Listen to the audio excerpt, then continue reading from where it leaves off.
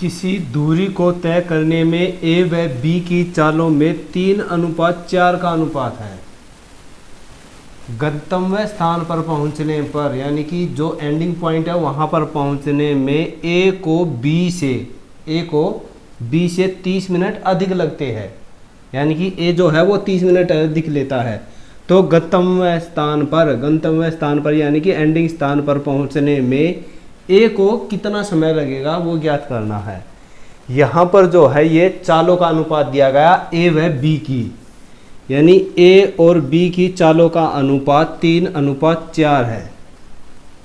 ये अगर इनका अनुपात चालों का है तो समय का अनुपात जो होता है हमेशा इसके विपरीत यानी कि इनका उल्टा होता है। तो समय का अनुपात ये हो गया। अगर समय का अनुपात 4x और 3x अगर इतना समय लग रहा है तो हमें बताया गया है कि इसको आधा घंटा ज़्यादा लगता है, यानी कि इसके समय से इसको निकालेंगे तो आधा घंटा बचता है, यानी कि ये आधा घंटा ज़्यादा लेता है। ये हो गया। अब हमें पता है कि ये हो गया x और ये बराबर आ गया 1/2 के, यानी कि x का मान जो है 1/2 है। अब हम जानते हैं कि समय जो है यहाँ पर 4x लिया है a ने, तो a का बताना था, तो a ने कितना समय लिया था हमारे अनुसार 4:3, यानी कि 4x होगा वो, यानी कि x का मान अगर हमारे पास 1/2 है तो a कितना समय ले रहा होगा 2 घंटे, और यही इसका आंसर भी है। किसी वाहन द्वारा कोई दूरी किसी चाल से तय की जाती है तो यदि इससे आधी दूरी, यानी कि जो वाहन दूरी तय कर रहा है उसकी आधी दूरी एक अन्य वाहन है जो उससे दुगने समय में पूरी करता है, तो इन दोनों वाहनों की चालों का अनुपात क्या होगा वो अनुपात ज्ञात करना है। देखिए यहाँ पर जो है क्या कहा गया है, उससे आधी दूरी, यानी कि कोई ए वाहन और बी वाहन है। ये अगर इसकी दूरी 1 है तो ये इसकी आधी दूरी तय करता है। ये अगर समय, ये तो हो गई दूरी, और फिर आ गया कितने समय में, दुगने समय में तय करता है। तो समय, यानी कि समय जो है अगर ये 1 समय लेता है तो ये इसका दुगना समय लेता है। और हमको चालों का अनुपात ज्ञात करना है। देखिए चाल कैसे निकालते हैं हम, चाल निकालते हैं दूरी के बटे में समय, ऐसे ही निकालते हैं। यहाँ पर अगर हम इसका देखा जाए तो इसका ए का दूरी 1 समय 1, यानी कि 1/1, ये तो हो गया ए का 1/1, यानी कि 1।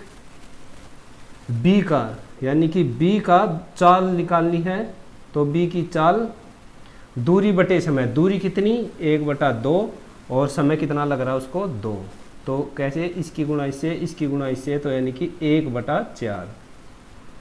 अब चाल देखिए, चाल जो है ए और बी की, ए की चाल कितनी 1/1 और बी की चाल कितनी अनुपात में 1/4। हम इसे कैसे सोल्व करते हैं, इसकी इससे गुणा कर लेंगे, इसकी इससे गुणा कर लेंगे तो 4 एकम 4 और 1 एकम 1, यानी कि 4:1। ए और बी की चालों का अनुपात 4:1 होगा, और यही इसका आंसर है। कुछ 2 रेलगाड़ियों की लंबाई 5:3 में है, यानी कि उन दोनों रेलगाड़ियों की लंबाइयों का अनुपात 5:3 दिया गया है और उनकी चालों का अनुपात 6:5 दिया गया है। तो उनके द्वारा लिए गए समय का अनुपात कितना होगा वो ज्ञात करना है। देखिए 2 रेलगाड़ियां हैं, एक मान लिया रेलगाड़ी ए है और एक बी रेलगाड़ी है। तो ए और बी दो रेलगाड़ियां हैं, उनका दूरी यानी कि दूरी की या लंबाई की चाल जो दी गई है वो लंबाई जो दी गई है वो 5 और 3 के अनुपात में दी गई है, और उनकी चाल जो दी गई है वो किस अनुपात में दी गई है 6 और 5 के अनुपात में दी गई है। हमको समय का अनुपात बताना है कि समय का अनुपात क्या होगा। अब हम क्या जानते हैं कि समय बराबर कितना होता है दूरी के बटे में चाल होता है। अब दूरी, ए की दूरी कितनी है, ए की 5/6 है। देखिए दूरी 5 है और चाल 6 है, ये तो हो गया ए का, और तो बी का क्या होगा, ऐसे ही 3/5, यानी कि दूरी 3 है और बटे में उसकी चाल कितनी है, 5 है। तो ये देखिए क्या निकल गया, समय, यानी कि समय का अनुपात 5/6 और 3/5 के अनुपात में हो गया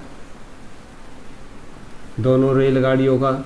अब देखिए इसके गुणा में ये 5×5 = 25 और इसकी गुणा इससे 6×3 = 18, यानी कि समय का जो अनुपात होगा दोनों रेलगाड़ियों का वो 25:18 होगा, और यही इसका आंसर भी है।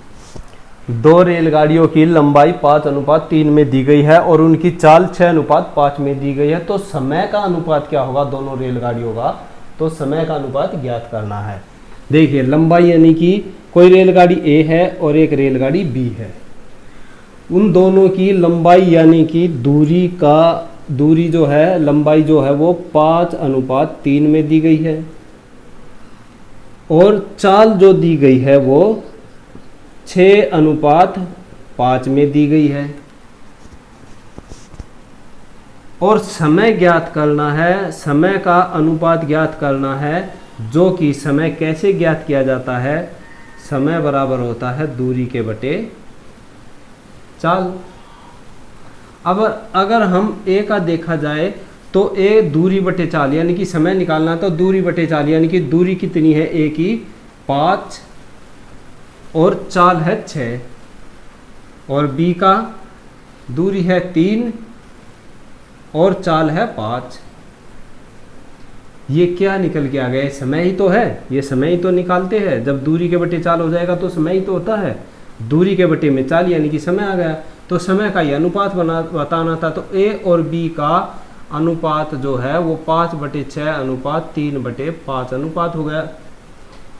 इस तरह से लिखने का मतलब होता है इसकी इससे गुणा लिख करेंगे और ए आ जाएगा, इसकी इससे गुणा कर देंगे तो बी आ जाएगा, यानी कि ए और बी का समय का अनुपात 5×5 = 25 और 6×3 = 18, यानी कि ए और बी की रेलगाड़ियों के समय का अनुपात जो है वो 25:18 है, और यही ज्ञात करना था।